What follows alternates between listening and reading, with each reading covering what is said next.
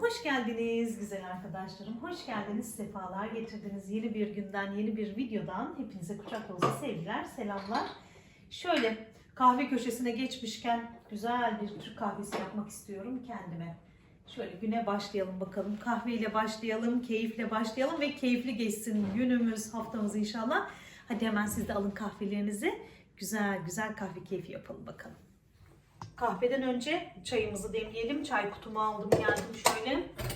2 bardaklık çay demleyeceğim. Çok fazla değil.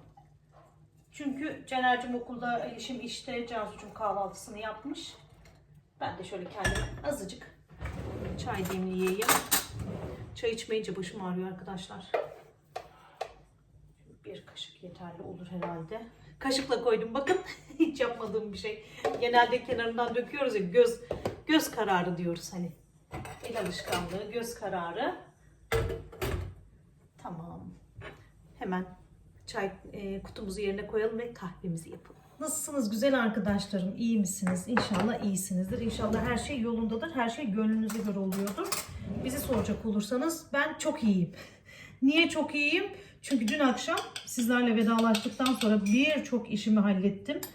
Hep böyle işleri erteliyorum. Hani sizinle yaparız. Hem video olmuş olur, hem içerik olmuş olur.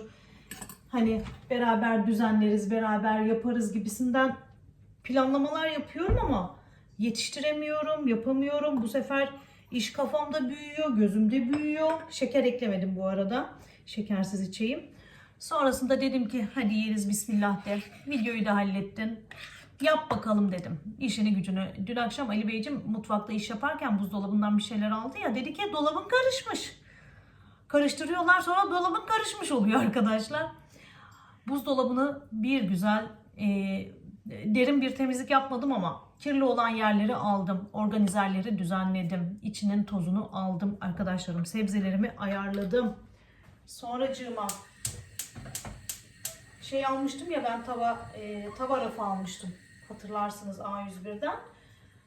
Hadi dedim, o da kenarda duruyordu güzel arkadaşlarım. Yani video çekmek, her şeyi aynı anda götürmek gerçekten birazcık zorlayıcı olabiliyor. O da kenarda duruyordu. Hadi Yeliz dedim, tavalarını da düzenle. Tavalar da bir rahat etsin, sen de bir rahat et. Tavalarımı da düzenledim. Ay bir güzel oldu. Düzenleyince de bir güzel oluyor, bir güzel oluyor arkadaşlar ya. Gerçekten çok hoşuma gitti. Cansu'cum şey neredeydi? Cansu'cum. Hindistan cevizi yağı neredeydi? Şöyle Hindistan cevizi de ekleyeceğim de. Hatta bu oldu bile. Kahvemiz hazır. Tavalar da rahat etti, ben de rahat ettim. Düzen gibisi yok. Gerçekten düzen gibisi yok. Buzdolabını hallettim, tavalarımın olduğu yeri hallettim. Buzdolabından çıkması gereken bulaşıklarımı çıkardım, makinemi doldurdum. Makinenin doluluğuna inanamayacaksınız. O kadar dolu ki şu an. Şimdi hemen makinemi da yerleştiririm. Ondan sonra günümüze başlamış oluruz. Bir kahve keyfi yapayım. Sonrasında kahvaltı keyfine geçiş yaparız ama o arada işlerimi de halletmem lazım. Birazcık da iş yapmam lazım. Şöyle bakın. Kahvemiz köpürdü. Hemen kaşığımızı alalım. Oh, mis gibi. Mis gibi, mis gibi.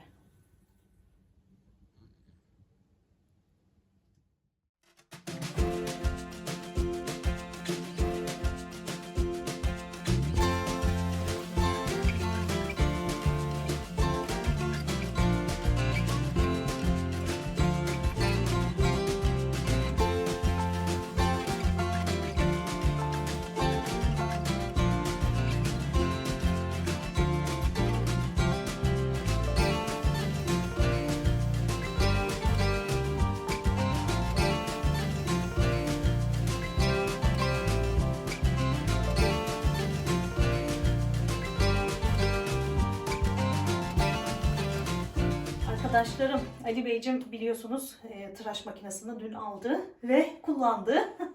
Kullanmış. Şöyle aynaya bakınca anlaşılıyor. Buralara hep sakal gelmiş. Bu yüzden istemiyorum ben aslında, bakarsanız hani evde düşme tripod, düşme. Evde tıraş makinesidir, saç. Ne deniyor kız ona? İşte onlar, işte o tür makinaları evde istemiyorum aslında bakarsanız, ama bütçe açısından bakınca da bayağı bir faydası oluyor. Ama arkasından beni uğraştırıyor. Saç kesmelerine izin vermiyorum. Yani ne yalan söyleyeyim, sadece tıraş olabilir. Çünkü batırıyorlar ortalığı arkadaşlar. İncecik incecik incecik. Evden böyle saçlı tüydü. Bir de onlarla uğraşamayacağım yani. Bu berberler ne yapacak? Sürekli böyle erkekler evde saç tıraşı, sakal tıraşı olursa. Değil mi? Neyse. Şu yeri falan da bir halledeyim. Rafımı falan da bir tozunu alayım. Sonrasında banyomuzdan çıkarız artık. Ve tıraş bıçağımız yerini almış banyoda. Kutusuyla koymuş. Şöyle şuraların tozunu bir alalım bakalım. Arkadaşlarım. Sürekli buralarda böyle çamaşır işleri olduğu için buraların tozu hiç eksik olmuyor.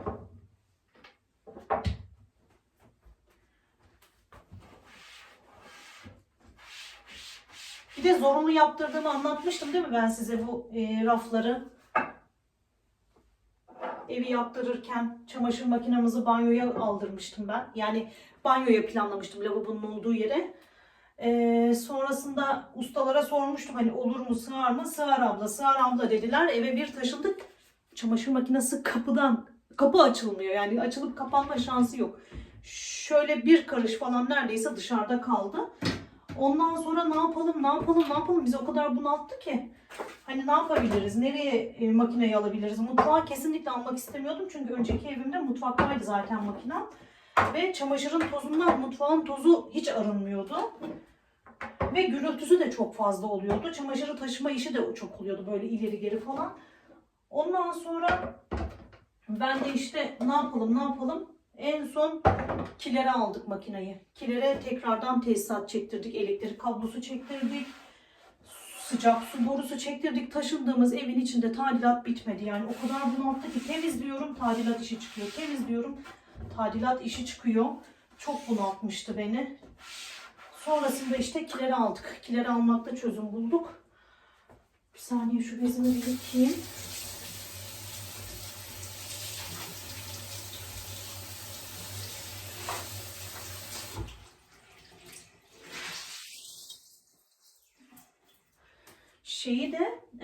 Burası da lavabonun olduğu yerde işte arkadaşlarım. Makine orada olacaktı. Yanında dolabı olacaktı. Burada da işte lavabo olacaktı.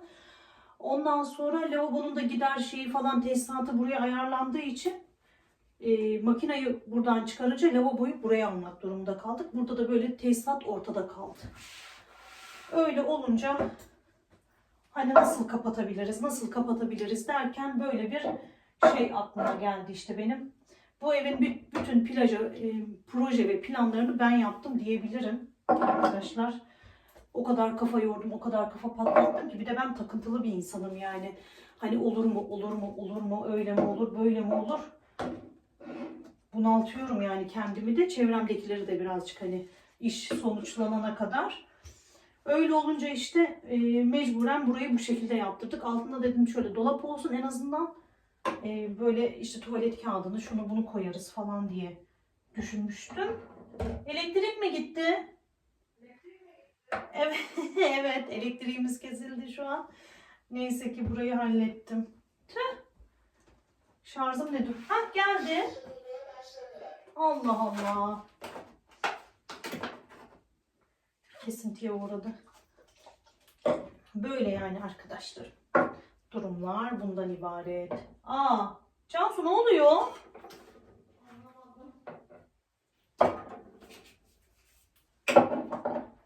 Eşyalara zarar vermese bari. Ben şu işimi bir halledeyim güzel arkadaşlarım. Az kalmıştı. Dünden bir tane yufkam kalmıştı börekten. Hemen onu kendime gözleme yapmak istiyorum. Şöyle yumurtalı ve beyaz peynirli. Kahvaltımı da yapayım. Saat çok daha geç olmadan. Karnımı bir doyurayım güzel arkadaşlarım. Hemen malzemelerimi alıp geleyim.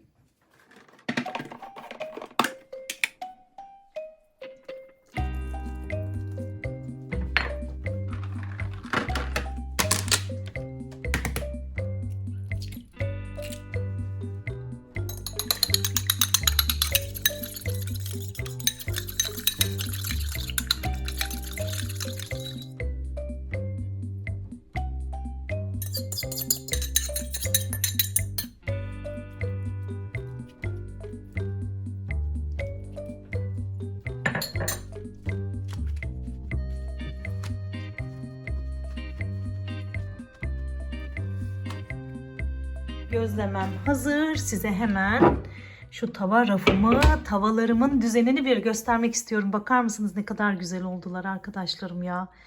Şimdiye kadar almadığıma bin pişman oldum. Gerçekten o kadar güzel oldular ki. Vallahi bir tane daha sos tencerem var. Onu da getireceğim buraya.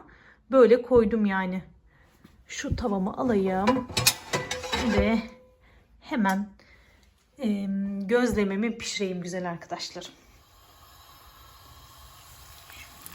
Kızartalım bakalım. Elektriğimiz de kesildi arkadaşlarım. Ne zaman gelir bilmiyorum. Telefonumun şarjı yeter inşallah.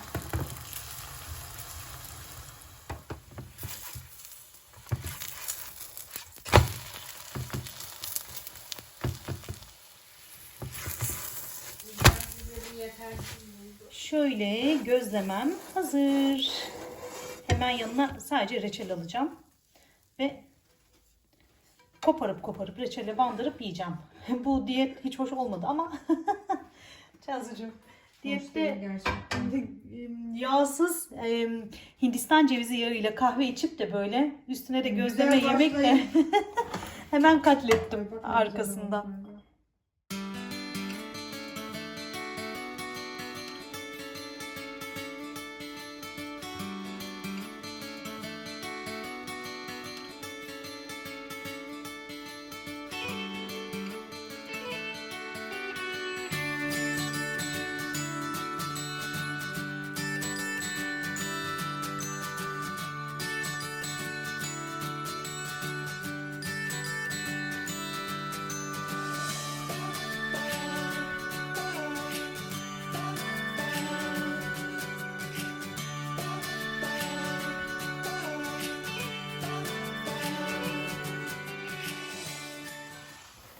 Kahvaltı faslından sonra Yeliz bacınız akşama ne pişirsem derdine düştü tabii. Ali Beyciğim de pancar almıştı, karalahana almıştı önceki günlerde. Hatta tarladan toplamıştı biliyorsunuz. Hemen dedim bir pancar çorbası yapayım şöyle. Özledik de bir tencere yaparım, mis gibi yeriz dedim. Geçen gün BİM'den aldığım şu süzgeci de kullanayım istedim arkadaşlar. Yıkadığım sebzeleri üstüne koyarım. Çok kullanışlı olur diye düşündüm. Gerçekten de düşündüğüm gibi oldu. Lahanalarımı parçaladım ve bir güzel yıkadım. Süzdürdüm. Sonra da doğrama işlemine geçeceğim. En azından dedim çorbam bari pişsin. Çünkü pancar çorbası birazcık pişmesi uzun sürüyor. Yani şehriye çorbası gibi falan olmuyor. Mercimek çorbası gibi de olmuyor. Öyle. Elektriğimiz geldi arkadaşlarım. Şöyle lahanalarımı yıkadım. Güzel bir çorba yapacağım. Onun için de doğramam lazım. Şöyle kesme tahtamı da çıkarayım. Vallahi buralara kar yağmadı. Kar yeseydi bu lahana çok daha lezzetli olacaktı güzel arkadaşlar. Cansucuğum da bulaşık makinemizi boşaltıyor. Evet evet. Kara lahana böyle karı yedi mi o soğuğu çok daha lezzetli oluyor. Anneannemlerin pancarı lezzetli mesela. Köye yağdı çünkü. Şöyle doğrayalım bakalım. Azaltalım.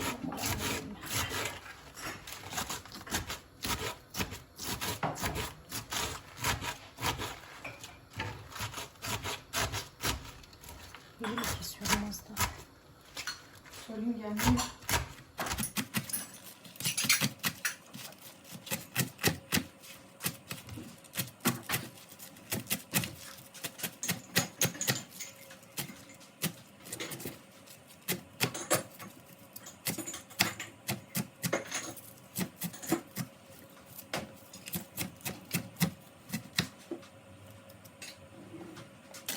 Lahanaları doğramaya başlamadan önce suyu ocağa koymuştum. Hemen böyle doğradım. Şimdi içerisine ekliyorum. Ali Beyciğim aradı. Pazardaymış, alınacak neler var diyor. Hemen ona ufak bir liste yaptım. Akşama da balık istiyoruz işte arkadaşlar. Cansucuğum balık yiyelim akşama dedi. Balık bakacakmış. Beni o yüzden almamış. Dedim beni de alsaydın pazara beraber giderdik dedim ama balık falan da bakacağım. Acelem var dedi. Akşam da oluyor tabii şimdi. Pazar geçiyor falan. Neyse bakalım. Pancar çorbamızı yapalım. Bu gece, ya bu akşam Karadeniz akşamı olacak herhalde. Pancar çorbası, balık, yanında salata. Oh mis gibi. Şimdi pancarımız bir kaynasın bakalım.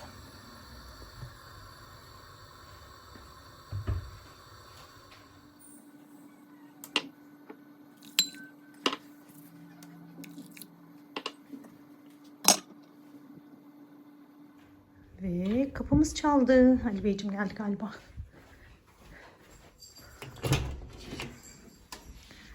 Buyurun efendim. Evet efendim. Hoş geldiniz. Şurada pancar kokuyor. Pancar kokuyor. Katlamış. Çekmece niye?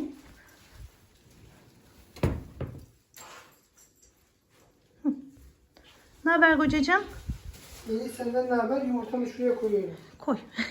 Tarif çekecektim de arkadaşlarım. Ortam böyle. Neler aldın hemen anlat bakalım. Anlatacak bir şey yok. Her şey ortada. Tamam. Pırasa, elma, karnabahar, havuç, balık, Ne balığı aldın? somon aldım. Hiç sormadın onu mu alayım bunu mu alayım? Yok onu soracak bir balık yok ya. Küçük istavritlerden var işte. Somon. Hadi bakalım. Onu bir yıka. Sen yıkayacaksın. Ya, temizlenmiş balık işte öyle. Hemen. Bak elin sürüldü bu. Poşete sürüldü elin. Yıka elini yıka. Üstünü değiştireceksin ya. Kaça aldın? 100 lira. Bunu ne yapacağız? Yine sebzeyle mi yapacağız? İstediğin gibi yap. Cansu ne istiyor bakalım. Sürekli de sebzeli yaptık ama. Böyle sağ kızartırsın. Şöyle güzel yöresel bir tarif çekeceğim. Bulgurumu ısladım burada. Sizlerle de paylaşacağım yemek kanalımda. Karnabahar istedim, elma istedim, havuç istedim, pırasa istedim ve hiç hoşlanmadığım şekilde kestirmişsin Ali bunu. Kesmişler. Ha, sormadım bunu. Uçlarını kestirdim halbuki. Neyse. Sağlık olsun. Şöyle bir tane mi aldın şöyle göbek marul? Orada sıcak sanki ya. Kocacığım tarif çekiyorum ya su döktüm. Koydum buraya. Tamam koy. Böyle arkadaşlar.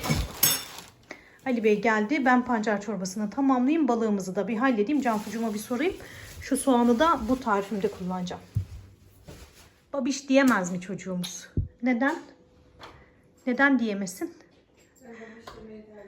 Cansucuğum babiş mi geldi diyor da babiş ne kız diyor da. Hani yapamazdın geçtin hemen aldın eline bıçağını. Yap yap. Sağ ol Allah razı olsun. Yavrum yine somon değil mi? Somon almış da nasıl pişireceğiz? En yağsız şey. En yağsızsa o zaman sebzeli. Sebzeli olmaz. Az patates koyalım. Hayır aç kalıyorum ya. Full sadece balığı yiyemiyorum. Kızart ben yeri de. yağlı. Ne yapacağız şimdi? Kızartsın. Bulama yap. Sen de somon bulama diye aç hadi bakalım. Tamam. Yani sebzelisi de buğulama gibi oluyor zaten. Ver bakayım. İnternetten biraz Bir bak bakalım. Çorbamın son işlemlerini yapmaya devam ediyorum arkadaşlar. Bulgurunu ekledim, pirincini ekledim, açlığını ekledim, buğday yarmasını ekledim işte. Mısır unumu da ekledim dediğim gibi. Şimdi patatesimi ekliyorum. Şöyle küçük küçük doğradım patatesimi. Barbunya fasulyem yok arkadaşlar. O yüzden ekleyemedim. Dondurucuda mısırım var mı ona bir bakacağım. Mısırım varsa mısır ekleyeceğim. Şöyle salçamı da kavurdum soğanla beraber. Soğanı salçamla beraber kavurdum, daha doğru olur. Onu da ekleyelim. Şöyle. Dibini bir sıyırmam lazım. Tereyağımı bu şekilde ekliyorum. Çünkü soğanın içine eklemeyi unuttum. Tereyağımı öyle içinde erisin gitsin. Kapağını kapatıp kapatmama konusunda kararsızım. Benim diğer yemeklerim hazır olana kadar kapağını, hani düdüklü kapağını kapatmadan da pişebilir. Normal cam kapağını kapatacağım ve pişmeye bırakacağım. Oh, mis mis. Mısır var mı ona bir bakayım. Haşlanmış mısırı bu şekilde koymuşum dondurucuya. Ama bunu kullanmayacağım arkadaşlar. Çünkü lahanayı haşlarken içine atmam lazımdı. Sonrasında da çıkarıp tanelemem lazımdı. Şu an onun için birazcık geç oldu yani. Dondurucuya tekrar geri atıyorum. Ve sırada ne var? Balık, somon, ızgara var. Böyle soslu bir ızgara yapacağız. Hemen şöyle derince bir yayvan bir tabağımı aldım çünkü soslayacağım. Şimdi buna baharatları falan ekleyeceğiz arkadaşlarım. Hemen kamerayı çevireyim. Burada da bulgurumu yoğurdum. Şöyle balığım pişerken hemen bulgurumun yapım aşamalarına geçeceğim. Pancar çorbam pişecek. O zaman hemen balığımızı da şöyle farklı bir somon yapalım. Cansu'cum bu sefer farklı yemek istedi. Balığı balık olarak böyle hani doyurucu bir şekilde yemek istiyorum dedi. Sebzeliği de açıkçası ben de bayağıdır böyle hani üst üste yedik ya. Benim de böyle canım çekmedi gibi oldu.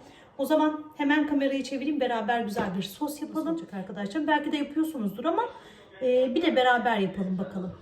Eğer yapmayanlar varsa da sonrasında öneride bulunurum. Yani yapın, deneyin ya da denemeyin diye. Güzel arkadaşlarım. Ali Beyciğim dizi keyfine geçiş yaptı. Valla o şimdi izledikçe, ben de onun yanında oturdukça benim de böyle dikkatimi çekti dizi. Hani takip ediyorum yani, ben de Ali Bey'le beraber ona eşlik etmeye çalışıyorum. Neyse, hemen şu yemek olayını bir aradan çıkaralım. Sonra bulgur köftemi de bir halledeceğim. Farklı yöresel bir lezzet yapıyorum. İnşallah hemen düzenleyip bu akşam paylaşacağım bakalım. O zaman hadi hemen baharatlarımızı falan bir ayarlayalım. Gerekli malzemelerimi getirdim arkadaşlarım. Şöyle yarım çay bardağı sıvı yağımız var. Bu arada hemen fırınımı da bir çalıştırayım, ısınmaya başlasın. Fırınımı çalıştırdım ki bizi yavaşlatmasın. Şimdi balık hazır olduğunda hemen onu da sürerim. Şöyle bir tatlı kaşığı kadar toz biber, birazcık pul biber, 2 diş sarımsağımız var.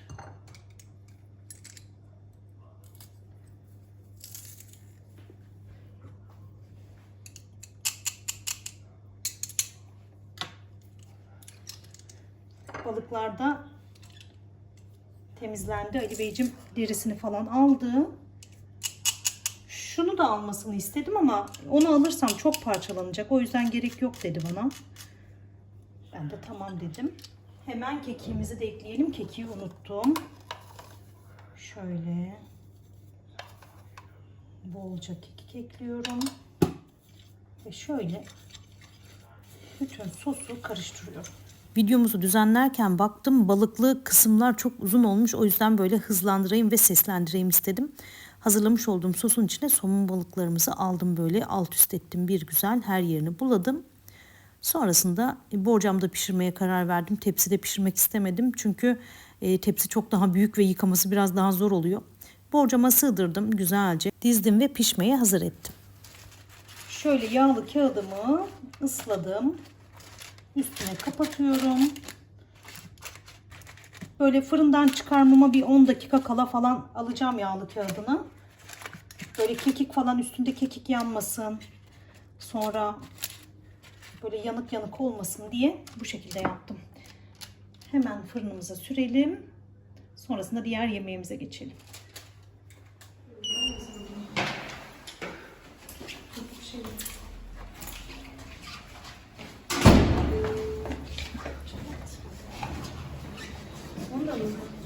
Tamam haydi. Ayağımı böyle daha çok sıkar ama. Süper kombin. Haydi gelin.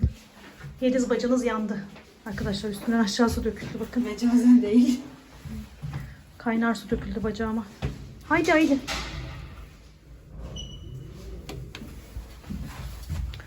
Eğer o köfte izlenmesin dermişim şimdi. Köfteyi haşladığım su döküldü arkadaşlar. Etek giydim anca bu eteğimi buldum şeyde. Sızım sızım sızlıyoruz bakalım. Allah beterinden korusun ne diyelim. Bir acile gidelim de krem falan alalım dedik şöyle. Ciddi çok ciddi değil ama uyutmazsa dedik gece. Sızlıyor bayağı çünkü. Evet hastaneye girdik çıktık arkadaşlar. Telefonu arabada unutmuşum. Şimdi nöbetçi eczaneye gidiyoruz. Kremler yazdı. Bu kremleri alacağız. Evimize gideceğiz. Yemeğimizi yiyeceğiz inşallah bakalım. Akşam gezmesi oldu bize de. Tövbe yarabbim. Ne aldın göster. Ben de krem aldırdım. Ben arabada bekledim. Suyumuzu aldılar. Fıstık aldılar. Krem aldılar. Bir tarif yapacağım da arkadaşlar. Tatlı yapacağım. Maalesef ki. Kombinim de çok güzel oldu ya. Ben bu eteği almıştım. Size gösterememiştim arkadaşlarım. Açılış bugüne. Giymek bugüne nasipmiş. Hala sızlıyor bir yerlerim yani Bir şey arkadaşlar. gelmiş ya, sağ ol. Oo, Caner'cim soframızı masamızı hazırlamış. Döktürmüş mü? Sağ olsun yavrum. Bunu mu açacağım ben? Heh, altına şey Bunu koymuş. açayım mı? Hemen salatamızı da alalım gelelim. Hastaneye gitmeden önce yemeğimi tamamlamaya çalışıyordum. Araya hastane ve yanık işi girdi.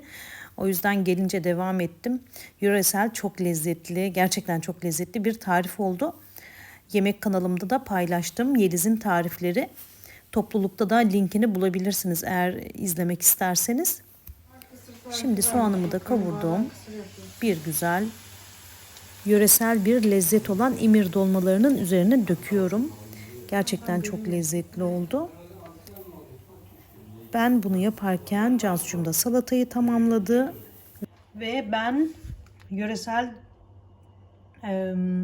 yemeğimizi yaptım. Çocuklarım da masanın diğer işlerini halletti. Şu görüntüye bakar mısınız arkadaşlarım? O kadar güzel ki hemen tadına baktım. Yemek kanalımda detaylı tarifini bulabilirsiniz. Hemen masaya götürüyorum güzel arkadaşlar. Şöyle. Gerçekten nefis nefis nefis. Hani salata mı sen Cansu'cum? Cansu'cum salatanın kalan işlerini halletti. Caner'cim rendelemişti havucu. Marulu da yıkamıştı. Cansu'cum da doğradı. Narlı, kırmızı pancarlı. Evet yeşillik kaybolmuş. Evet. Hemen ben de oturuyorum. Ve karnımızı doyuruyoruz bakalım. Allah bereket versin. Allah'ım görünür görünmez kazalardan korusun, kollasın hepimizi inşallah. Bir kaza atlattık yani çok şükür gene. Güzel arkadaşlarım bir günü daha tamamladık. Evdeki herkes odasına çekildi. Ali Beyciğim yatmaya gitti.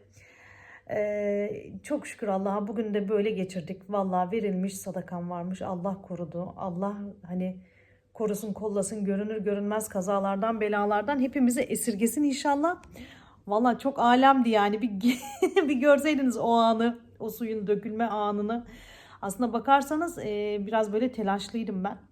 Aynı zamanda annemle konuşuyordum. Kafam karıştı. Kaynar suyu lavabonun içine dökerken tezgahtan olduğu gibi üzerime geldi arkadaşlar. Böyle bacağımdan aşağıya, üstümde de siyah taytım vardı. Bacağımdan aşağıya bütün su geldi mi böyle? Bir taraftan annemle konuşuyorum ama hani desem ki anne üstüme kaynar su döküldü kapat desem aklı bende kalacak. Merak edecek şimdi yandı da söylemiyor diyecek anne yüreği biliyorsunuz. Düşkündür de anacığım bana sağ olsun Allah razı olsun bin kere. Ondan sonra bir görseydiniz halimizi ya.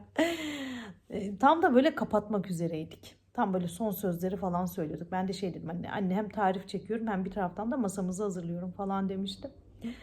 Su döküldü ya benim üzerime. Ben tencereyi elimden bir bıraktım. Tamam anne görüşürüz derken taytımı olduğu gibi çıkarttım. Çoraplarımı çıkarana kadar ayaklarım daha bir yandı. Mutfaktayız, stor açık. Allah'ım yarabbim, ama masanın arka tarafındayım arkadaşlar. Çünkü bu gibi yanık durumlarında hemen sıcakla teması kesmeniz gerekiyor. Yani bu gibi durumlarda hep şeyimdir böyle, çok şükür Allah'a, hani donup kalmam böyle. Soğukkanlıyımdır, sakinimdir, ne yapacağımı bilirim. Çok şükür Allah'a öyle olduğunu düşünüyorum. Çünkü daha öncesinde Caner'in de böyle bir yanık şey olmuş, onu da anlatırım. Ondan sonra arkadaşlar hemen taytı indirdim ben. Çorabı da çıkardım. Dediğim gibi çorabı çıkarana kadar ayaklarım yandı, ama ben taytı indirirken Cansu'cum da storu indiriyor. Mutfağın storunu bir görseniz. Masanın arkasındaydık ama. Yani biraz böyle korunaklıydım. Ondan sonra nasıl yanıyor ama var ya. Ondan sonra ben koşa koşa banyoya gittim. Hemen telefonu kapattım. Koşa koşa banyoya gittim. Odaya bir girdim, ışığı açtım. Girmemle çıkmam bir oldu çünkü stora çıktı. Storu kapattım. Yok, storu kapatmadım. Cansu peşimden geldi. Ben geriye çekildim. Cansu hemen koştu. Storu kapattı. Ben banyoya girdim. Soğuk su tutmaya başladım arkadaşlar. O kadar çok sızladı ki Rabbim bütün günahlarımızı affetsin. Rabbim cehennem ateşlerinde hiçbirimizi yakmasın inşallah. Güler misin, ağlar mısın bir durum yaşadık yani, anlayacağınız. Sonra baktım bayağı bir sızlıyor. Yani gitsek mi gitmesek mi, tam da böyle yemek saatimiz falan. Üzüm de geldi şimdi şuna bakıyor. Gel ha gel. Gel. Tam yemek saatimiz arkadaşlar. Gitsek mi gitmesek mi derken hadi gidelim dedim. Kremi de alalım dedim. Bayağı bir kızardı etti de çok şükür Allah'a ucuz atlattım dediğim gibi. Ondan sonra işte Caner'in olayı da arkadaşlar, bizim önceki evimizde Caner'le ben Ali'yi yatırdım. Caner hep Ali ile babasıyla uyurdu. Gel oyna hadi. Babasıyla uyurdu. Ben de sonrasında oturur el işi yapardım. Tam böyle bitki çayı yaptım kendime. Fincana döktüm. Sallama çayı da içine koydum. Tam böyle mutfaktan çıkıp döneceğim. Işığı kapattım. Döndüm. Dönmemle beraber bir bağırış çığırış, Caner'in kafasından aşağı o bir kupa çay döküldü arkadaşlar. Hemen yan tarafımızda banyomuzdu. Çocuğu kapmamla, ışığı açmamla kafasını lavabonun altına sokmam bir oldu. Yani elimden kupayı öyle bir fırlattım ki nereye geldiğini bile bilmiyorum yani. Hemen çocuğun kafasını suyun altına tuttum. Çok da korkmuştum o zaman, hani saç derisi yanacak da bir daha çıkmaz etmez diye, işte anne yüreği. Çok şükür Allah'a onu da öyle kremle geçirmiştik. Su falan toplamamıştı.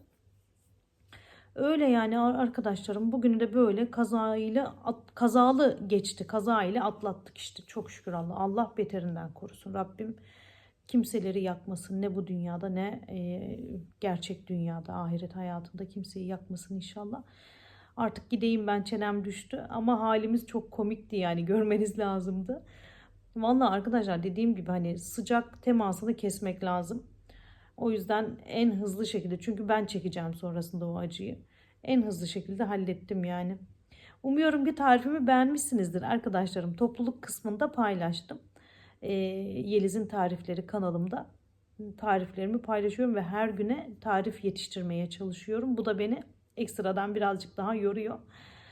Ama olsun bakalım. İnşallah şu 4000 saat izlenmeyi doldurduğumuz zaman birazcık böyle şey yaparım. Zaten size de haber veririm güzel arkadaşlarım. Hani şartlar yerine geldi arkadaşlarım diye. Neyse bakalım. Öpüyorum, sevgiler, selamlar gönderiyorum. Artık ben de uyumaya mı gideceğim, videomu düzenleyeceğim bilmiyorum. Kendinize çok çok iyi bakın. Bir sonraki videoda görüşene kadar Allah'a emanet olun. Hoşça kalın.